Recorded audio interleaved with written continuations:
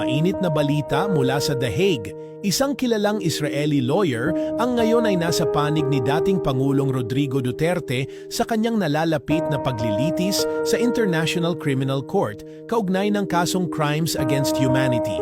Si Attorney Nick Kaufman, isang veteranong international lawyer na minsang naging prosecutor at defense counsel mismo sa ICC. Ang kinuhang tagapagtanggol ni Duterte matapos itong ma-extradite patungong The Hague. Kilala si Kaufman sa paghawak ng mga high-profile na kaso ng mga dating leader ng iba't ibang bansa na kinasuhan ng matitinding paglabag sa karapatang pantao. Ayon kay Kaufman, isang karangalan bilang isang Israeli na maging kinatawan ng dating Pangulo ng Pilipinas. Tinanggap niya ang alok habang nagpapagaling pa mula sa isang operasyon sa Hadassah Ein Kerem Medical Center sa Jerusalem. Hindi natuwa ang doktor ko sa desisyon ko, pero agad akong nagtungo sa Ben Gurion Airport, sumakay ng eroplano at lumipad patungong Netherlands, pahayag pa ni Kaufman.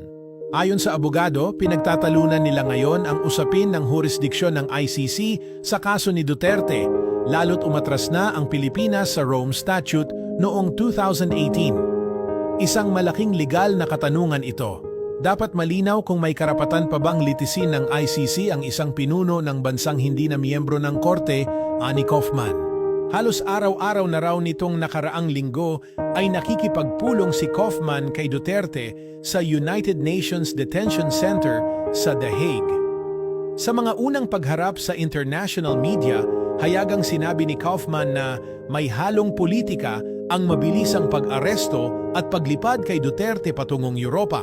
Kwento pa ni Kaufman, pagkagaling umano ni Duterte sa isang biyahe sa Hong Kong, agad itong dinakip ng mga awtoridad paglapag sa Manila. Ilang oras lamang ang lumipas, isinakay na agad si Duterte sa isang pribadong eroplano papuntang Netherlands. Para sa abogado, hindi aksidente ang lahat ng ito. May malalim daw na layunin. Tanggalin si Duterte bilang banta sa mga makapangyarihan sa kasalukuyang politika ng Pilipinas at sirain ang tsansa ng anak niyang si Sara Duterte sa 2028 presidential elections. Sa pag-usad ng kaso, nakasentro ang mga paratang laban kay Duterte sa mga patayang naganap sa ilalim ng kanyang madugong war on drugs. Libo-libong Pilipino ang naiulat na napatay, kabilang ang mga menor de edad at inosenteng sibilyan. Pero sa arrest warrant na inilabas ng ICC, nakatutok ito sa 43 kaso ng murder na isinasangkot kay Duterte mula pa noong panahon ng kanyang panunungkulan bilang mayor ng Davao City hanggang sa pagiging Pangulo. Malapit na ring magdiwang si Duterte ng kanyang ika-80th birthday habang nakakulong at naghihintay ng paglilitis sa ICC, isang senaryong hindi kailanman inakala ng marami, lalo na ng mga loyalista niya sa Pilipinas. Para sa kaalaman ng lahat, si Nick Kaufman ay hindi basta-bastang abogado. Ilan sa mga dating kliyente niya sa ICC ay pawang mga kontrobersyal at makapangyarihang personalidad tulad ni Jean-Pierre Bemba ng Congo na kinasuhan ng war crimes, Charles Blé Goudé ng Ivory Coast, at Calixte Mbarushimana ng Rwanda. Naging abogado rin siya ng isang Kenyan journalist na kinasuhan ng witness tampering kaugnay ni Kenyan President William Ruto.